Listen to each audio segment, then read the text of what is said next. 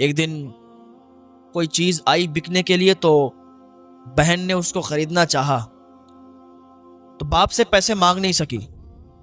बाप से पैसे नहीं मांगे, उसने तिजोरी से जाके पैसे निकाल लिए और वो चीज़ उसने खरीद ली।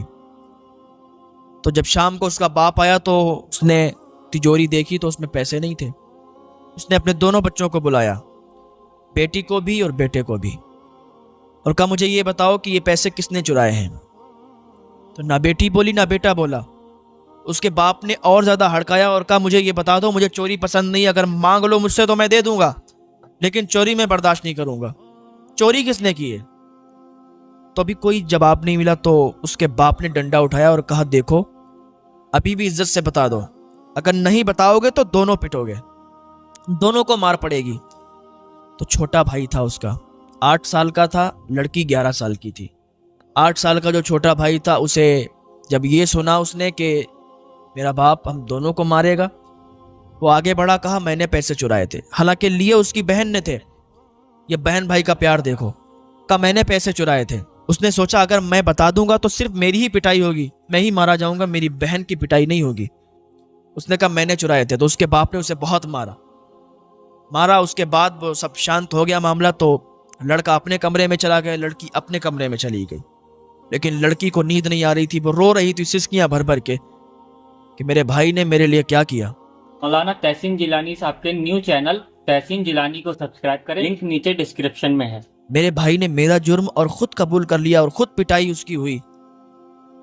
वो रो रही थी।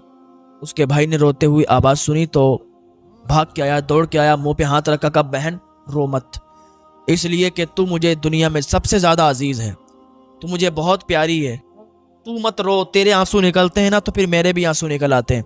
अब तो मामला बिल्कुल शांत हो गया, मामला खत्म हो गया है, तो क्यों रोती है? बहन ने कहा भाई तुझे मेरी कितनी फिक्र है, कितनी फिक्र है कि तूने अब्बा से मार खा ली। मैं बताने वाली तो थी कि पैसे मैंने लिए। कहा नहीं बहन, तुझसे मैं बहुत प्यार करता हूं, आज के बाद कभी भी ऐसा काम मत करना। तेरी जगह मैं हाजिर हूं ना। जब तेरी गलती हुआ करे तो मुझे बता दिया कर, मैं मार खाने के लिए आगे बढ़ जाया करूंगा। ऐसे ही एक अरसा गुजर गया। तो दोनों पढ़ाई में तो बहुत अच्छे थे। दोनों के जब रिजल्ट आए तो दोनों पास थे और अच्छे नंबरों से पास हुए। तो सोचा कि अब्बा को खुशखबरी दे दूं। तो उनको तो पहले ही मालूम चल गया था कि दोनों बच्चे पास हो गए, लेकिन उदास बैठे हुए थे। भाई बहन ने सोचा कि ये उदास क्यों बैठे, हम लोगों ने तो अच्छे नंबर लाए। तो इतने में ही वो शख्स अपनी बीवी से कहने लगा देखो, हमारे पास इतने पैसे नहीं है कि इनको ऊंचे क्लास में, ऊंचे स्कूल में हम एडमिशन करवाएं। हमारे पास सिर्फ एक के पैसे हैं, हम एक को दाखिला करवा देंगे, दो का दाखिला करवाने के लिए हमारे पास पैसे नहीं है।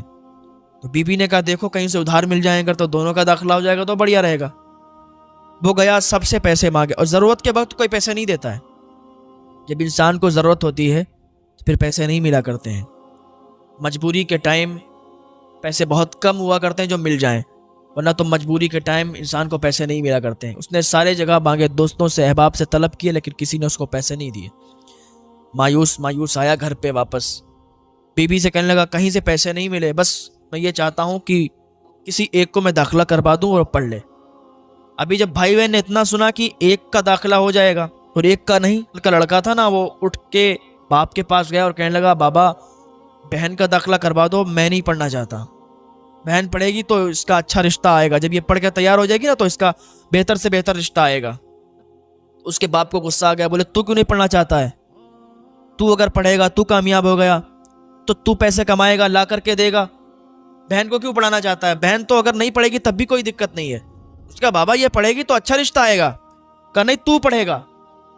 वो जिद करने लगा कि बाबा मैं नहीं पढ़ूंगा, मेरी बहन को पढ़ा लो आप। उसके बाप ने थप्पड़ मारा और कहा मुझसे ज्यादा जबान मत लड़ा, जितना बोल रहा हूं उतना कर। लड़के ने कहा ठीक है, जैसी आपकी मर्जी। रात हुई, दोनों अपने अपने कमरे में जाके सो गए। बेटी अपने कमरे में, बेटा अपने कमरे में। रात के सन्नाटे में लड़के ने खत लिखा।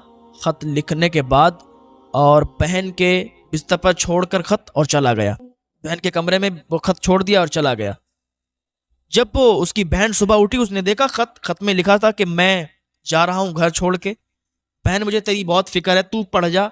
मैं अगर नहीं भी पढ़ सकता हूं कोई बात नहीं है, अगर मैं नहीं पढ़ूंगा तब भी कोई बात नहीं है बहन, लेकिन तू पढ़ना चाहिए। तेरे खातिर मैं जा रहा हूं घर छोड़ के, मैं खुद कमाई करूंगा, खुद अपना पेट पाल लूंगा, लेकिन तू जरूर पढ़ना। अगर तू नहीं पढ़ेगी तो फिर मुझे बुरा लगेगा, और मेरे बाप जो है ना वो हमें ही पढ़ाना चाहेंगे। तो तू अगर होगी यहाँ पर, मैं नहीं होगा, तो तुझे ही वो स्कूल में दाखिला दे देंगे। इतना उसने खत लिखा था, वो चला गया था। सुबह में जब बाप को मालूम चला तो बड़ा गुस्सा हुए। उसका जो दाखिला था बेटी का वो करवा दिया स्कूल में। बेटी पढ़ने लगी स्कूल में, ये बाहर जाके काम करने लगा, यहाँ तक कि 17 साल का हो गया और वो 20 साल की हो गई लड़की। तो ये काम करता था। एक दिन आया हॉस्टल में, लड़कियों वाले हॉस्टल में, वो उसकी बहन ठहरी हुई थी, वहीं वो पढ़ाई करती थी, वहीं रुकती थी। तो एक लड़की मिली, उससे कहा कि मैं, जो लड़की पढ़ती है ना, उसके गांव से आया हूँ, उससे कह दो कि उसके गांव का कोई लड़का उससे मिलने आया है।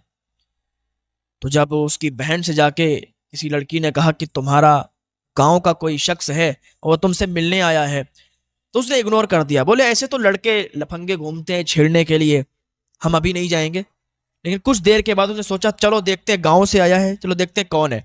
जब बाहर आई तो उसने जब उसका चेहरा देखा लड़के का, तो दहाड़े मार के रोने लगी और सीने से लग गई। कहा भाई तू इतने सालों के बाद कहाँ से आया, तेरे कपड़े गंदे। वो कहने लगा कि बहन, मैं मजदूरी करता हूँ, मेहनत करता हूँ और अपना गुजारा कर लेता हूँ, तू बता तू तेरी पढ़ाई कैसे चलती है। उसका भाई बहुत अच्छी पढ़ाई चलती है। एक भाई बहन का प्यार सुने, भाई बहन का दर्द, आपस में मोहब्बत कितनी होती है। कहा बहन तेरी पढ़ाई सही चल रही। कहा हमारी पढ़ाई बहुत अच्छी चल रही है, लेकिन भाई तूने अच्छा नहीं किया कि तू घर से भाग गया, तूने बेहतर नहीं किया। उसने कहा मैंने बहुत बेहतर किया, तू पढ़ जाएगी तो तेरा रिश्ते अच्छे आएंगे, तेरा बहुत अच्छा रिश्ता आएगा। उसने कहा बहन मैं कभी कभी मिलने आया करूंगा, और जो भी मैं कमाई करता हूँ उसमें से आधा तेरे पास पैसा भेज दिया करूंगा। अब्बा तो तुझे भेजते ही होंगे। बोले हाँ अब्बा भेजते हैं। बोले तेरा अच्छे से खर्च चल जाएगा। तो लड़का वहां से वापस आ गया। कुछ सालों के बाद लड़के की भी शादी हो गई। लड़के की जब शादी हो रही थी, दूल्हा बना हुआ था, तो सारे लोग थे, परिवार वाले भी थे। अच्छा लड़का बाद में घर पे चला गया था, उसने बाप से सुलह कर ली थी, माँ से माफी मांग ली थी, बाप से माफी मांग ली थी। उसने सारा किस्सा बयान कर दिया था कि मैंने बहन के खातिर घर को छोड़ा था, अब सारी नाराजगी दूर कर दें, मैं अच्छा खासा अब कमाई करने लगा हूं।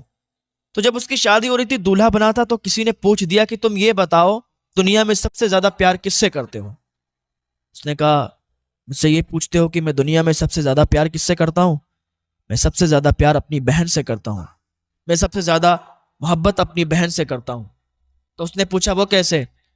कहा एक दिन ऐसा था कि हम लोग पढ़ाई करने जा रहे थे, बहुत ज्यादा सर्दी थी, बहुत ज्यादा ठंड थी। तो मेरे जो ग्लव्स थे ना, दास्ताने थे ना हाथों के, वो एक हाथ का गिर गया था। तो मेरी बहन ने मुझे अपने हाथ का ग्लव्स दिया, तो मैंने उसको पहना। मेरी बहन का हाथ सूज गया, लाल हो गया, यहाँ तक कि नाखून नीले पड़ गए थे, लेकिन उसने मुझे बताया नहीं था। जब हमने उसका हाथ देखा, उसके नाखून नीले पड़ गए, तो हमें इतनी ज्यादा मोहब्बत आई, इतना ज्यादा प्यार आया कि बहन के लिए क्या कुछ ना कर दूं। तो हमने बहन से वादा किया था कि पूरी जिंदगी तेरी हिफाजत करूंगा, पूरी जिंदगी तुझसे मोहब्बत करूंगा, तुझे एक आंच भी नहीं आने दूंगा, मैं पूरी जिंदगी तेरा साथ दूंगा। उसी दिन से मैं अपनी बहन का साथ देता हूं, अपनी बहन से बहुत प्यार करता हूं।